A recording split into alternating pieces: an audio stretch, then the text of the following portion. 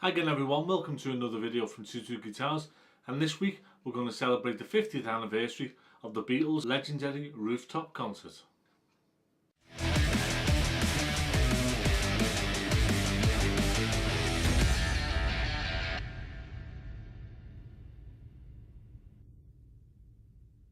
In the late 60s, the offices of the Beatles company Apple were located in Saville Row in London. The Beatles had been busy recording the Let It Be album, with the sessions being recorded on video to be released later in a documentary style film. The Beatles, along with Billy Preston, ventured to the roof of the Apple offices to play a short set on January the 30th, 1969. It would prove to be the band's last public appearance as a group, and the event was cut short by the police. During the 42-minute long set, the Beatles made 9 takes of 5 songs. They played Get Back, I've Got a Feeling, Dig a Pony, One After 909 and Don't Let Me Down. With Billy Preston on keyboards and Ringo Starr on drums, Paul McCartney reverted to his Hofner violin bass, John Lennon played his Epiphone Casino, and George Harrison played his Fender Rosewood Telecaster. McCartney had made the violin bass famous in the early 60s, and in the latter days of the Beatles had moved on to playing Rickenbacker basses. John Lennon, famous for playing his 3 pickup Rickenbacker, had moved on to the Epiphone Casino, which was originally sunburst, but he'd had the finish stripped, and by the time of the Let It Be Apple Rooftop Concert, it was a natural finish. George Harrison had taken delivery of one of the Fender prototypes for the Rosewood Telecaster. In honour of the Beatles guitars used on the Rooftop Concert, we'll take a look at my guitars that are similar to the Beatles ones. So the first guitar we're going to look at is the Hofner High Series B bass. It's Hofner's budget version of the bass that Paul McCartney used for many years during his stint with the Beatles. It is, of course, the famous violin shape. It has a spruce top with a flame maple back and sides.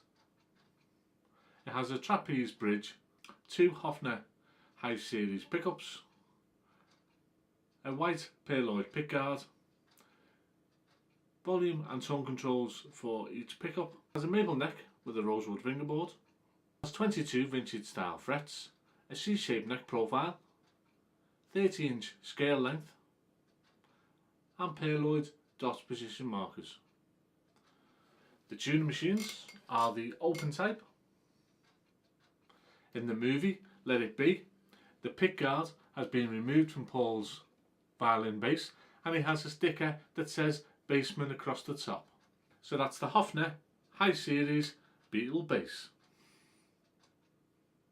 So the next model we're going to look at in my Let It Be inspired guitars is the Epiphone Casino. This model is a 2009 John Lennon inspired by Casino. John Lennon had received the Epiphone Casino when it still had its sunburst finish. He had this sunburst finish stripped in the late 60s. He believed that moving the sunburst finish allowed the guitar to resonate better. And at the time of the Let It Be Rooftop Concert, the guitar sported a natural finish. The body is made of laminated maple and it has a white binding. It has 2 dog ear Gibson USA P90 pickups, 2 F-holes, a trapeze tailpiece and controls for both the volume and tone. It has a body mounted jack input. The neck is made of mahogany and it has a rosewood fingerboard. The neck profile is a slim tapered D and the fingerboard radius is 14 inches. It has 22 frets and the position markers are pearloid parallelograms. The headstock is the long Epiphone type, and the tuning machines are vintage style Grover tuners. On the back of the headstock is a John Lennon drawing and signature. So that's the 2009 Epiphone inspired by John Lennon Casino. So the third and final guitar we're going to look at in my Let It Be inspired guitar range is the George Harrison Fender Telecaster. George Harrison, whilst with the Beatles, was famous for using Rickenbacker guitars, Gretsch guitars and the Epiphone Casino. In the late 60s, Fender had designed and built a prototype for a Rosewood Telecaster. This was delivered to George and he played it throughout the Let It Be sessions.